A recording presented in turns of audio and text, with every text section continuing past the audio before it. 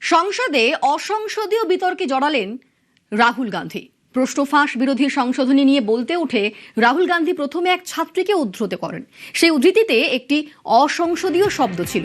সংসদ বিষয়ক মন্ত্রী কিরেন রিজিজু যার প্রতিবাদ করেন। স্পিকার রাহুল গান্ধীকে অসংসদীয় শব্দ বাদ দিয়ে বক্তব্য রাখার পরামর্শ দেন।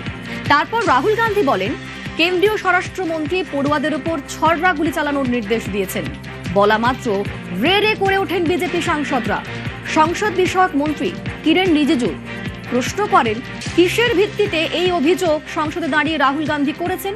তার কাছে কি তথ্য প্রমাণ রয়েছে? হয় রাহুল গান্ধী ক্ষমা চান, না হলে প্রমাণ দিন। এরপর হট্টগোলে কার্যক্রম মুলতুবি হয়ে যায়। And I'm very happy today to see that the so-called Home Minister of this country does not have the courage to come and sit here. Sir, I saw the carcade, 30 cars, with the Home Minister sitting inside the car like that, shaking. He's not here today because he is scared. Sir, the Home Minister authorized the shooting of our students, sir. He put pellets into the blood of our students. He ordered the students of India to be shot. क्या बोल रहे हैं आप?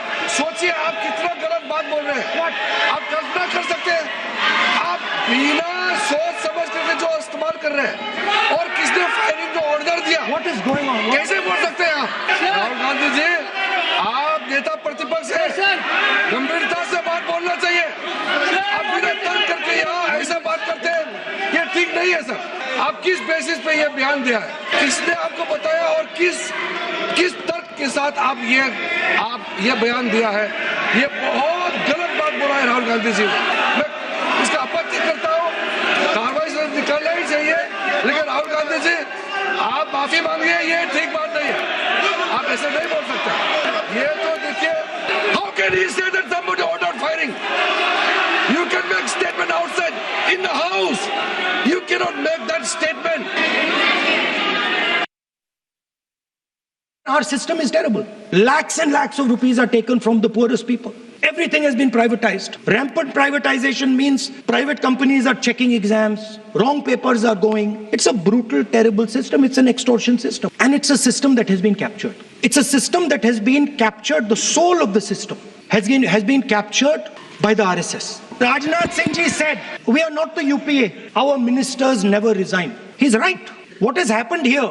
The resignation of Mr. Dharmendra Pradhan. That's a superficial thing, because Dharmendra Pradhan never ran the education ministry. The man and the organization that runs the education ministry is called the RSS.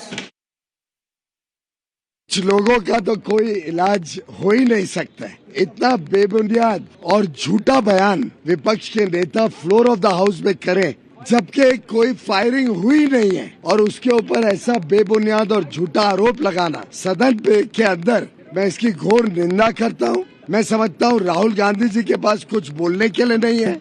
अपनी बार बार जो हार हो रही है उसको पचा नहीं पा रहे। जनता उनको लगातार पराजय दे रही है।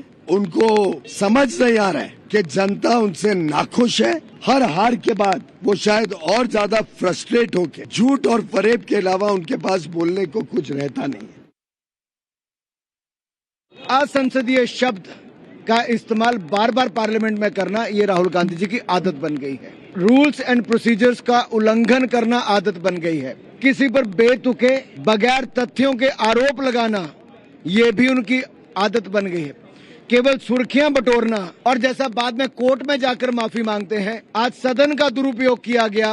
उनको सदन में गृह मंत्री जी से माफी मांगनी चाहिए, और देश की जनता को भ्रमित करने का जो प्रयास किया उसके लिए राहुल गांधी को माफी मांगनी चाहिए, क्योंकि आंदोलन में कोई गोली नहीं चली। किसी भी इस तरह की कार्रवाई का अधिकार वहां के लोकल डीएम के पास होता है। तो आज बच्चा जानता है, लेकिन कांग्रेस का भी बच्चा नहीं जानता।